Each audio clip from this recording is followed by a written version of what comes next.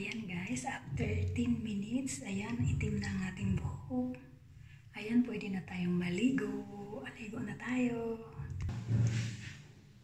Ayan guys, ngayon nakaligo na tayo.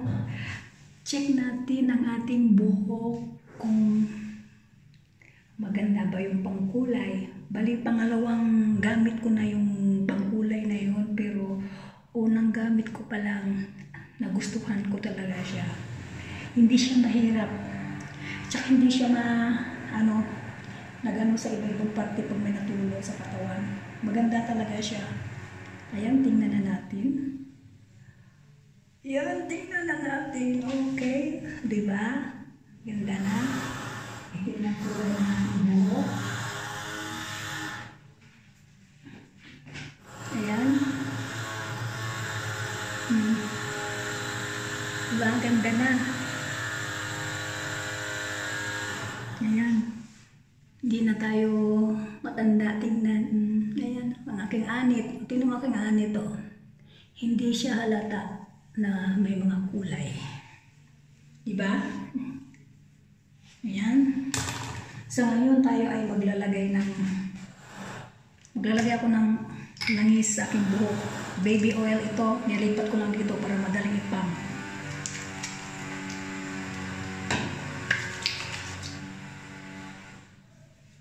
Para ang aking buhok.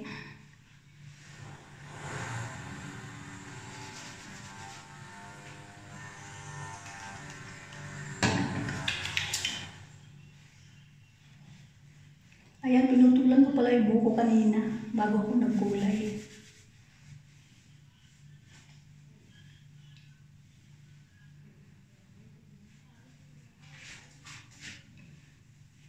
Ayun, suklay at tindahan para nanlalagas pa naman ang buhok ko. Ang daming nanlalagas.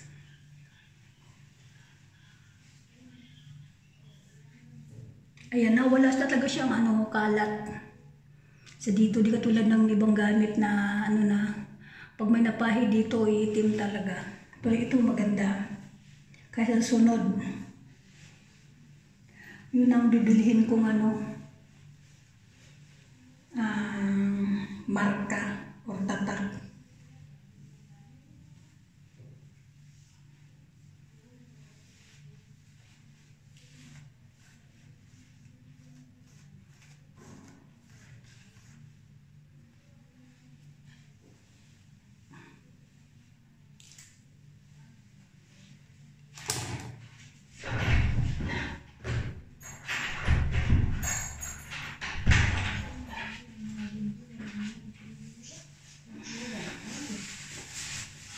Ayan, ito nga pala yung pinutulan ko ng buhok ko.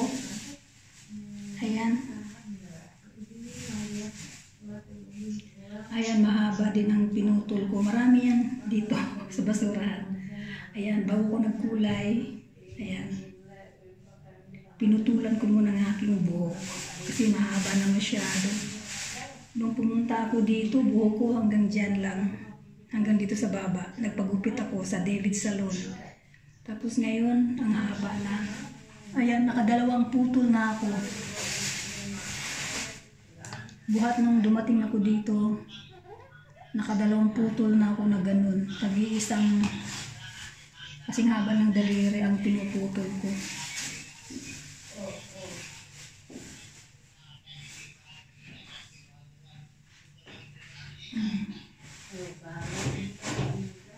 Ang problema ko lang guys, ang daming nalalagas sa buhok.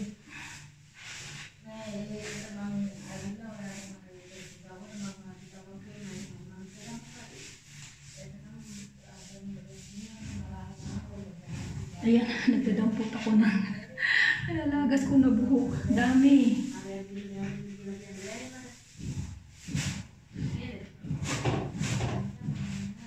Araw-araw ang daming nalalagas. Gawa siguro ng tubig dito, alat, tapos stress, tapos walang vitamina. Kasi pagkain namin dito, babalik-balik.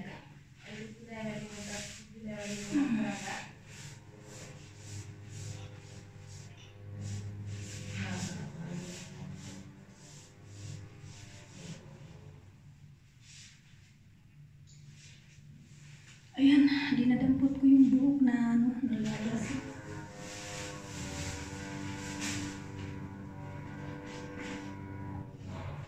Ayan na guys. Ang aking buhok.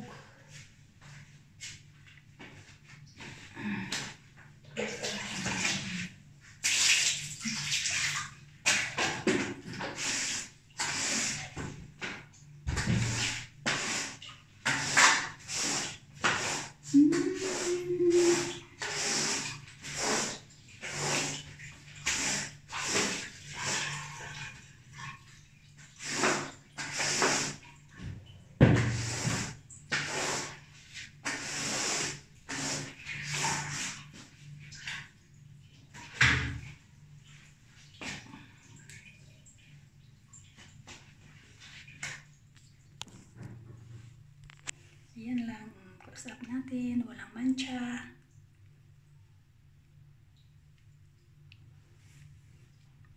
Kulay black talaga siya.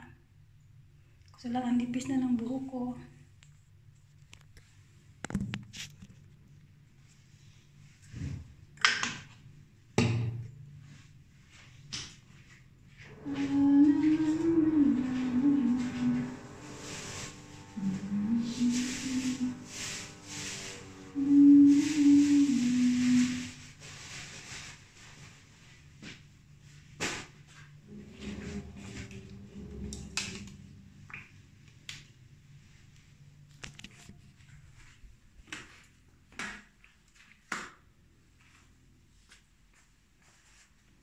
Sabi ha, ma'am?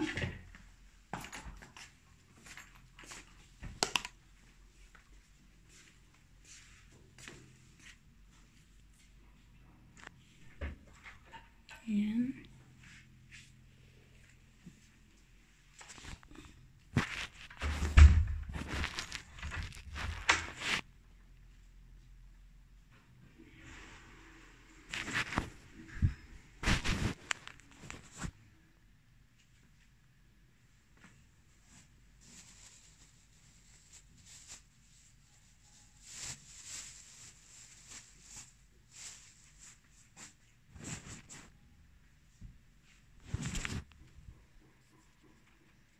Ayan lang guys. Tayo pupunta na sa kusina. Ayan, maraming salamat. Ipakita ko lang sa inyo ang aking nabiling pangkulay na maganda.